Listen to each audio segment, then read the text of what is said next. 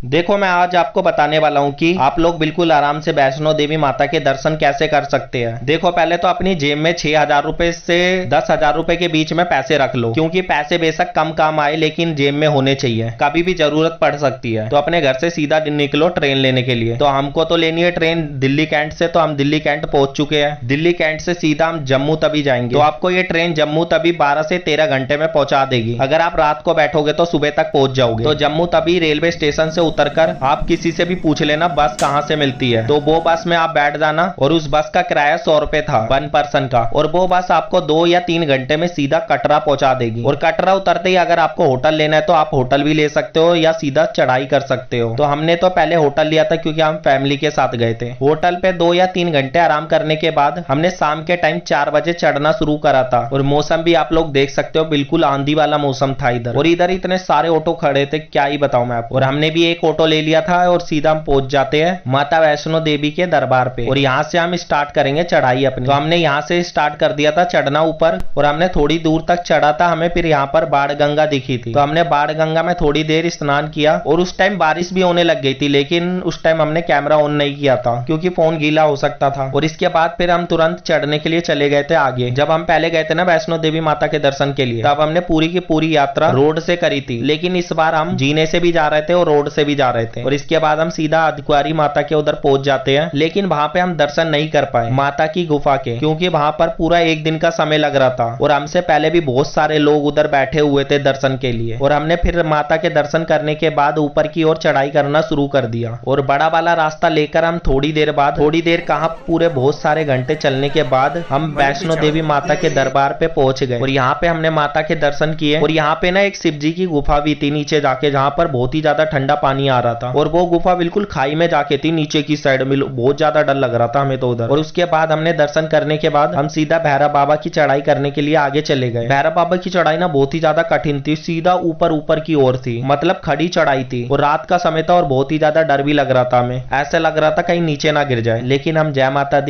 दी करते करते फाइनली भैरव बाबा के दर्शन करने पहुंच ही गए। हम यहाँ पर रात को पहुंचे थे, इसलिए हम नीचे का नजारा देख ही नहीं पा रहे थे। और नीचे की साइड पूरा अंधेरा ही अंधेरा था। हम थोड़ी देर रुके इधर 1 या 2 घंटे और भैरव बाबा के दर्शन करे और आगे की ओर चले गए नीचे की ओर, क्योंकि भैरव बाबा के बिना माता की यात्रा पूरी नहीं मानी जाती। तो आपको कैसा लगा हमारा छोटा सा ब्लॉग और माता के दर्शन करने गए थे हम, कैसा लगा कमेंट करके जरूर बताना।